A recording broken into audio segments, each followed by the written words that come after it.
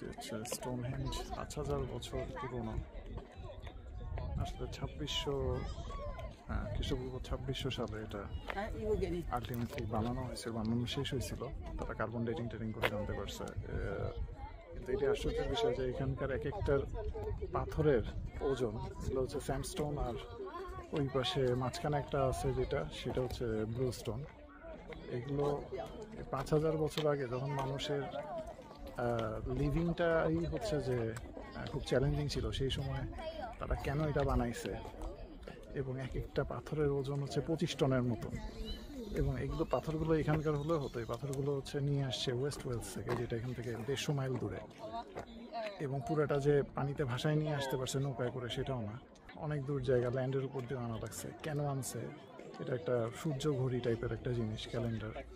সূর্যের অবস্থান বিভিন্ন ঋতুতে জানার জন্য মানুষ বানাইছে। কিন্তু এটা খুবই আশ্চর্য, এত বছর আগে কেন বানাবে? একটা থিওরি হচ্ছে যে এই স্টোনগুলোর মধ্যে নাকি পিয়েজো ইলেকট্রিক ধর্ম আছে, যে এই ধর্মের কারণে কোনো একটা ম্যাটেরিয়ালের এক পাশে ভোল্টেজ দিলে অন্য পাশ ভাইব্রেট করে।